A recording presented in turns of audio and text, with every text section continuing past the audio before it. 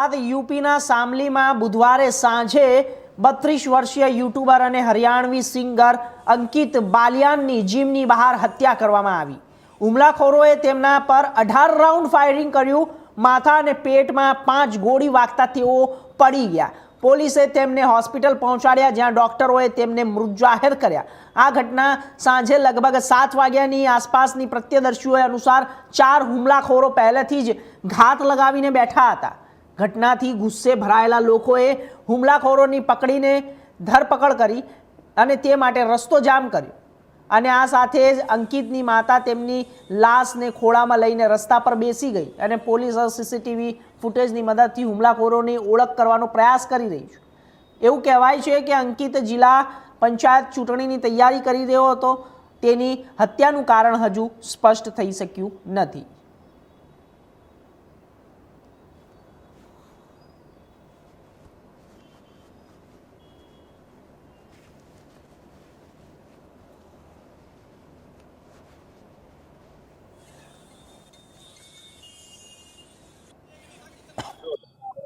युवक को जो हत्या हुई है, इसका क्या मामला है पूरा? एक अभी एक हमारे 112 पे कॉल गई थी, उसमें जानकारी हुई कि एक अंकित बालियान जो बंदीखड़ा के मूल निवासी है, वो जिम करने आते थे यहाँ पे, और आज जैसे ही जिम से निकले वैसे 3-4 लड़के को गोली मार दी। उनकी मौके पे मौत हो गई। उनको तत्काल हमने मौचरी भिजवा दिए हैं और हमारी स्वाट सर्विलांस, हमारे सचिव कोतवाली, हमारे एसपी साहब लोग लगे हुए इसमें। बहुत जल्दी घटना का मोटिव और मुझे गिरफ्तार करके इसको लोग जेल भिजवाएंगे।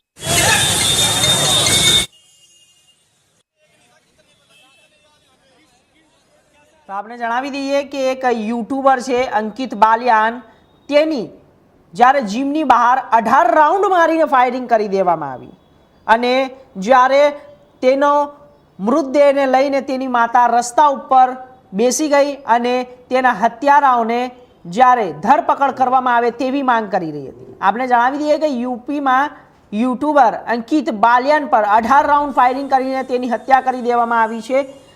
ધરપકડ કરનાર જે વ્યક્તિઓ છે જેમને આ કર્યું છે કૃત્ય, તેમની ધરપકડ થાય તેવી પણ